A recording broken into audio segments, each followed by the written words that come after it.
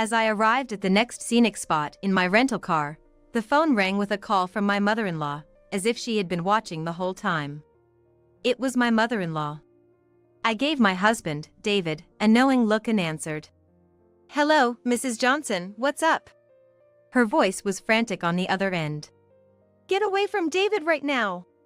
Grab your bag with your clothes and head to the bus stop by the cliffs." "Mrs. Johnson?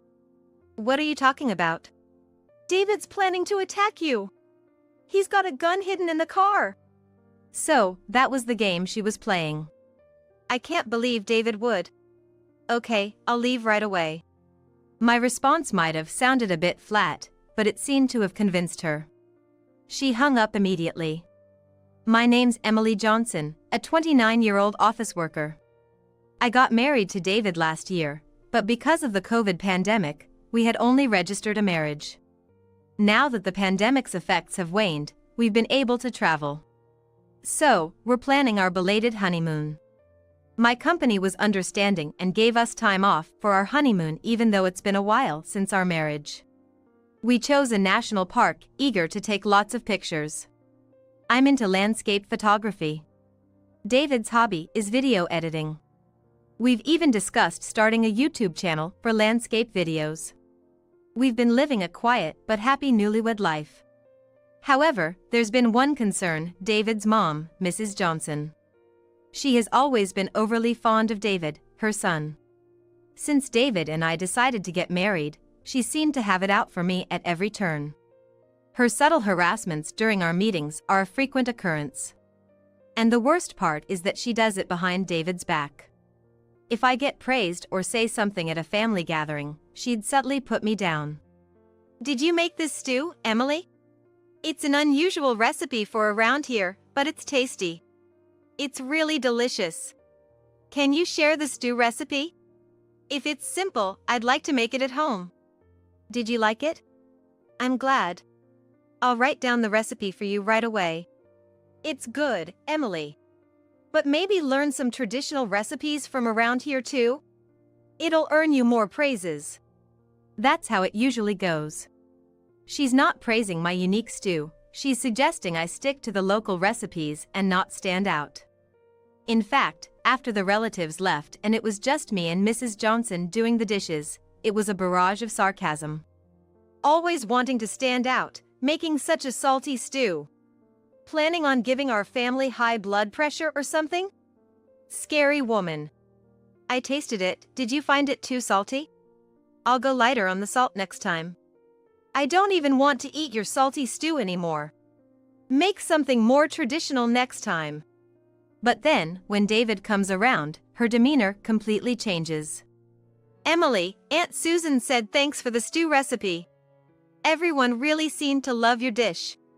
"Really? That's great. What would you like to eat tomorrow, David?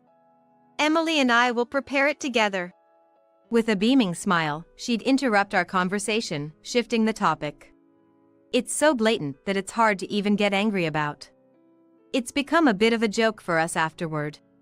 The hilarious part is David's already caught on to her dual-faced behavior and subtle digs. Mrs. Johnson thinks her son doesn't notice, and takes every chance to berate me when he's not around. However, my husband David has already caught on, and even secretly records or films her when it gets too bad. David has always resented his mother's overbearing love, which is really just over-interference. Apparently, it's even crushed his dreams for the future. So, when we got married, it was David, not me, who refused to live with her. Despite the happy occasion, it seems like Mrs. Johnson thinks I was the one who manipulated him. Her excessive love for her son blinds her to everything around her. I worry she'll do something foolish one of these days. On another note, we've finally decided on the details for our belated honeymoon. Taking our hobbies into consideration, we decided on a trip around scenic locations within the country. I'm excitedly preparing cameras and other equipment. David is also getting a smartphone without a SIM card to take videos. We've packed a traveling bag with clothing and toiletries. We'll be able to see canyons and waterfalls on this trip. I want to take beautiful pictures, so we need to check the weather forecast too. You're right. Landscapes shrouded in mist and clouds are mysterious and beautiful, but I really hope it's sunny. We laughed together as we continued our preparations. But even at a time like this, Mrs. Johnson interferes. A phone call. It's Mrs. Johnson as expected. Hello. I answered the phone in front of David and quickly switched it to speakerphone. Hello, Emily? Are you really planning on traveling with David? You've been married for over a year, and now you're going on a honeymoon. What are you thinking? It seems she wants to stop me from traveling with my husband. The best response to this is to flaunt the trip. Of course. We finally don't have any restrictions. David's company and mine have approved the leave for our honeymoon, and we're going to enjoy ourselves to the fullest. Mrs. Johnson fell for my bait. What do you mean enjoy yourselves? It's probably just a cheap inn and a miserable trip. I feel sorry for David. Mrs. Johnson's words caused David to frown in silence. This trip was something David had arranged himself without relying on a travel agency. I looked at David's face and changed my tone. Oh, no, it's not a cheap inn at all. David arranged everything. We're staying at a super luxury hotel with an amazing view. Of course, the food is 5-star too. And yet, it's all at a very affordable price. I purposely spoke sweetly to provoke Mrs. Johnson. I'm always being picked on, and this time she was disparaging the trip that David prepared. I wouldn't feel satisfied without getting back at her a little. A super luxury hotel? Why are you going with David? Let me go on that trip. David would want to show his filial piety to me. It seems she couldn't keep quiet after hearing about the super luxury hotel. Now she's saying she wants to go on the trip herself. No mother would but in on a honeymoon like this. It's not gonna happen. Taking over your son and daughter-in-law's long-awaited honeymoon is just uncouth. We'll be sure to buy you a souvenir. Goodbye. Imagining Mrs. Johnson's frustrated face, I hung up the phone.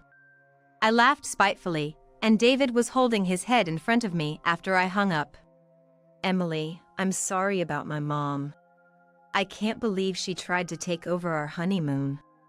Well, she loves her son so much, she probably just wanted to say something. It's not something to worry about. I smiled at David, but I also felt a twinge of anxiety. I had beaten her at her own game with all the resentment I had built up, but I might have failed. What if the angry Mrs. Johnson became obsessed with our honeymoon and started harassing us? This worry of mine would later prove to be true. From then until the departure of the trip, there was silence from Mrs. Johnson, not even a phone call. I had expected her to complain to David about me, but that didn't happen either. Her silence was unnerving, but we went on our honeymoon as planned. David's choice of scenic locations went off without a hitch, and I was completely satisfied. The super luxury hotel I had boasted about to Mrs. Johnson was top-notch in every way: the view, the amenities, the food, everything.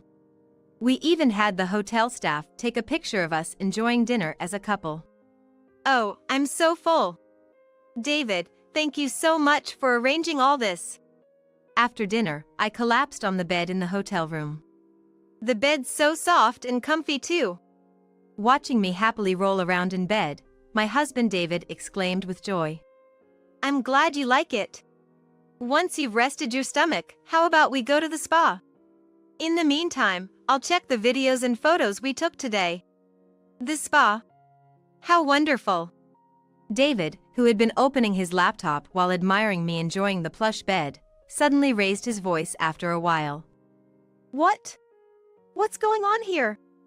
Feeling an unusual sense in David's voice, I got out of bed and peered into his computer. We had rented a car to get around today. At every scenic spot we visited, we had parked the rental car and taken videos and photos, and the rental car could be seen in the background here and there.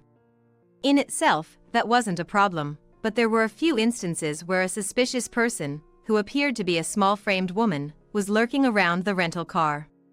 We couldn't see the face of the suspicious person, but we felt she was a petite woman. The suspicious person was occasionally opening the car door. "Oh, here, we didn't lock the car because we were only there for a short time," David muttered, pointing at the screen.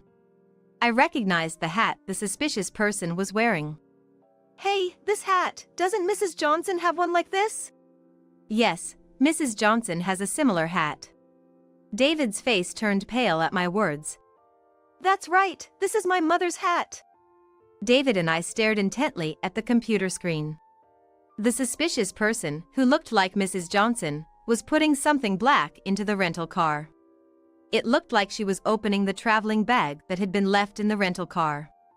Then, after a while, the suspicious person left without taking anything. Was something put into the traveling bag? I hurriedly dumped out it. It felt strangely heavy.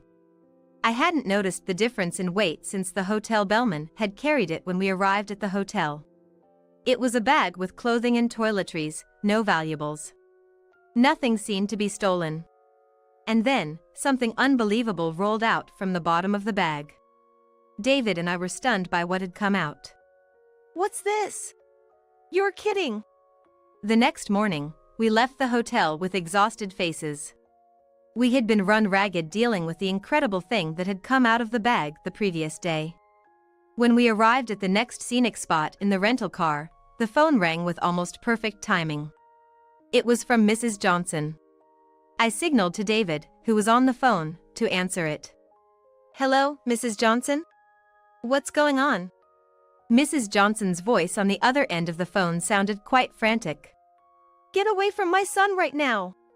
Grab the bag with the change of clothes and head to the Cape's bus stop."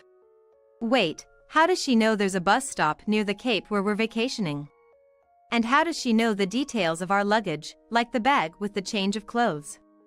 Since she called at the perfect timing, she's probably hiding and watching somewhere. It was a call full of puzzling moments, but I deliberately asked Mrs. Johnson for a reason. "Mrs. Johnson? What are you talking about?" "David is planning to attack you. He's hiding a gun in the car." I see, so that's the scenario. I already knew everything, but I pretended to go along with Mrs. Johnson's leading.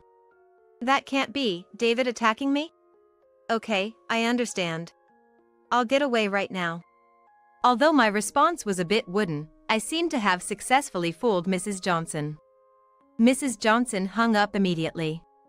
I signaled to David, who was driving, and headed for the bus stop with the traveling bag. Of course, I didn't forget to pretend to be scared. And then I called the police. About 5 minutes later, I arrived at the Cape's bus stop, and a detective in an unmarked police car approached me. "Well, it turned out just like you said yesterday. I never thought you'd really call it in." The detective looked troubled. "I'm truly sorry for involving you in this farce. I think David should be catching Mrs. Johnson by now, so please come with me." I headed back to the rental car, and the detective followed me in his unmarked car. From the parking lot where we parked the rental car, I could hear Mrs. Johnson's voice. "Hey, David? How did you know where I was?" It seemed that Mrs. Johnson had never dreamed that her wicked scheme would be exposed in advance. She was caught by my husband, hiding in the shadows of a gazebo in the parking lot. "Not today. I will not forgive you today." Mrs. Johnson was frightened by her husband's demon-like expression, but she was even more astonished when she saw me returning with the detective. In my hand was a traveling bag, just as Mrs. Johnson had planned. Upon seeing it, Mrs. Johnson started to scream. "Officer, arrest that woman right away. She's hiding a gun in that bag. She's trying to kill my son with it." Mrs. Johnson shouted that and smirked at me. A triumphant look on her face. I silently stood before Mrs. Johnson and dumped the contents of the bag. Out of respect for the men's eyes, the underwear was placed in a small bag so that it could not be seen. However, the object Mrs. Johnson was after was nowhere to be found. "What? Why isn't the gun there? I put it there yesterday, it should be there. Is this the gun you are looking for?" The detective showed Mrs. Johnson a photo. It was a picture of a hunting rifle placed in a plastic bag. Upon seeing the photograph the detective presented, Mrs. Johnson's face turned pale. "That hunting rifle, It belonged to my late father-in-law, didn't it? Honestly, how did you manage to open the gun safe? I thought my heart would stop when I found it yesterday. I called the police right away and handed it over. At mine and my husband's voices, Mrs. Johnson ground her teeth and looked down. Oh, since it was in Emily's bag, it's Emily's fault. I have nothing to do with it. Mrs. Johnson started yelling in desperation. My husband and I sighed deeply. But then, the detective approached Mrs. Johnson with a big smile on his face. Yeah, because it was in Emily's bag, we had to ask her about it. We spent hours questioning her yesterday, even though it was supposed to be a vacation. So, how did you know the hunting rifle was in Emily's bag? Although the detective's face was smiling, his voice was low. It's no wonder he's angry. After all, the hunting rifle was taken out illegally, even though it was unloaded. But, I saw Emily put it in her bag. Mrs. Johnson, unable to look the detective in the face, desperately made excuses. Oh, so you saw Emily's travel preparations. But you and Emily's family are separated, aren't you? I chimed in with an obvious response. Of course we're separated, and we haven't let her into our house for a year. At that remark, Mrs. Johnson yelled back. Don't speak out of turn. The detective pressed Mrs. Johnson further. Oh my, were you spying on Emily's house? If so, that's a misdemeanor, and I'm gonna have to ask you to come to the station with us. Upon hearing the detective's line, straight out of a police drama, Mrs. Johnson panicked. I wasn't spying. I put that gun in there. So you can't take me involuntarily. Ah, she spilled the beans all by herself. Well, I had already said it earlier when I turned the bag inside out. The detective, who had been smiling until now, became serious. Yes, a confession. You'll be coming with us voluntarily for violating the gun law. At the detective's words, Mrs. Johnson opened her mouth in shock. What? Why? I said I wasn't spying, didn't I? Mrs. Johnson's objection was met with her son's fury. It's only natural, Mom. You don't have a hunting license, and you took Dad's gun without permission. If the father-in-law, who had a hunting license, carried it legally for the prescribed purpose, there would be no problem. But you don't have a hunting license, so taking it out of the gun safe is out of bounds. It seemed that Mrs. Johnson knew nothing about gun laws or handling. Even though the live ammunition was stored separately and not loaded into the gun itself, it's a wonder she managed to bring it this far without an accident. Yet Mrs. Johnson still resisted. But when it was found at the hotel, it must have been in that woman's bag. That woman stole it from my house. It's not my fault. At the unsightly attitude of Mrs. Johnson, her son raised his voice. Yesterday, I caught the moment on video when Mom put a gun in our rental car. Naturally, I showed it to the police. David's words made Mrs. Johnson's knees buckle. What? How did you find out? Frustration and tears welling up in her eyes, I explained in his stead. David was filming yesterday, and he caught the parking lot in the shot. We didn't notice it at the time, but when we were reviewing the video at the hotel, we saw it. Mrs. Johnson could no longer argue with my explanation. Now, Mrs. Kate Johnson. We'd like you to accompany us to the station on suspicion of violating gun control laws. The detective prompted Mrs. Johnson, who was in a state of shock, to get up. To Mrs. Johnson, David exclaimed, Why would you do something like this? Just because you don't like Emily? I've had enough. I'm cutting ties with you, Mom. At David's words, Mrs. Johnson suddenly began to scream and thrash about. Why?